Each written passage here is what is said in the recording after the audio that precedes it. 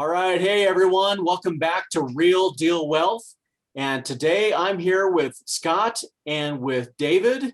And we are talking about an issue that's been facing a lot of people, and that's lumber prices. Why are they up so high? So let's get to it right now.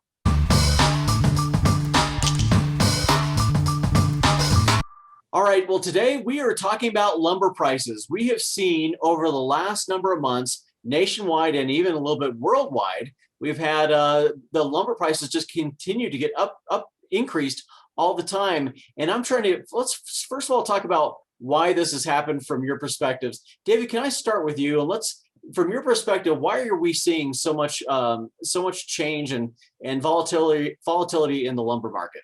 Well, locally, or at least on a national level, one of the things we're seeing is that, there are some lumber tariffs. There was a pine beetle in Canada. Those are some issues that people talk about.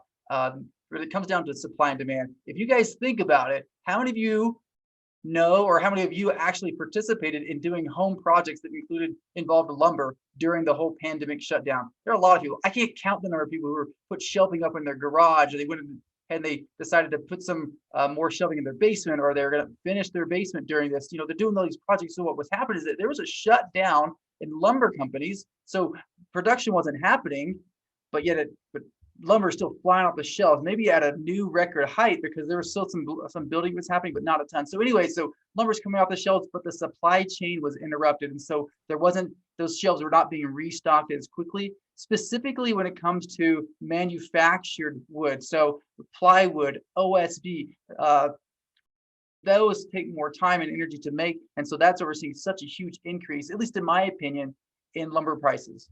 Yeah, and I've seen I've been reading how the sawmills have seen really high prices. There are various theories as to what's going on here too. Obviously, the pandemic, as you said, and just the demand's been very high. But I think sometimes businesses see this as an opportunity to really just raise the prices. And there's been a lot of theories about price gouging. Who knows exactly what's going on with it? Whether it's just a shortage or a shortage of labor, or whatever that might be. One thing I think that has been starting to get exposed a little bit is that the people that have been growing trees have not been seeing the same price increases as some of the sawmills. So anyway, it's hard to see what's going on with that, but we're starting to see some changes, which I think is very good. I've seen as of May 10th, we saw the peak, and now we're down. Here it is, May 20th today. We're near about 22% down on lumber prices from where we were at the peak of May 10th. So that's good news. Scott, what would you like to add to that? That's really good news. I think I want to add one interesting hack that people can actually be saving money on lumber right now until the prices actually come back to normal. So quick story. I am a real estate agent alongside Steve. We work for a company called EXP. And one of the things we like to do for our clients or offer them like homecoming gifts, right? So one of the things I love doing is building Adirondack chairs. And you build simple ones out of 2x4s and some planking. It's a really cool gift. But I haven't been able to do this lately because literally the chairs are costing me like 6-7 times more than it normally would. And then wood is super hard to find even if you can. So I was talking with a construction buddy of mine. He manages a couple of the new building sites that are here in Colorado. And he told me, he said, hey, we throw away an unbelievable amount of lumber because of our regulations. If there's any boards that even have one nail that's been out of place or a small crack or anything that can degrade the integrity of that specific piece of wood, we have to throw it in the dumpster.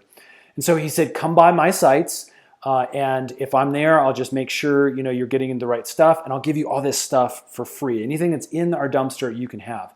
Now, here's the caveat I do want to bring. This is not permission for you guys to go and steal lumber from construction sites. Absolutely not. We're not advocating for that.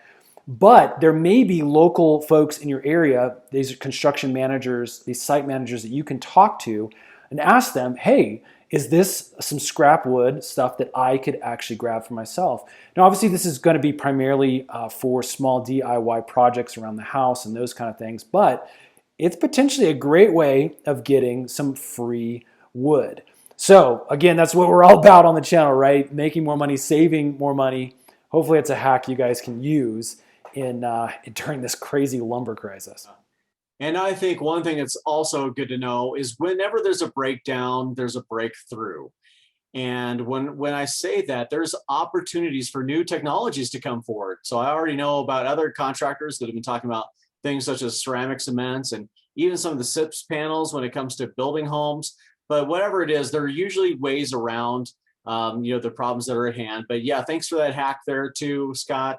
And anyway, we are here to help put money back in your pocket. That's what we're all about here. If you haven't already done this, please subscribe, hit the thumbs up button as well. We will like having you part of this channel. We'll continue to bring some great content. And until next time, we'll see you and you have a great rest of your day.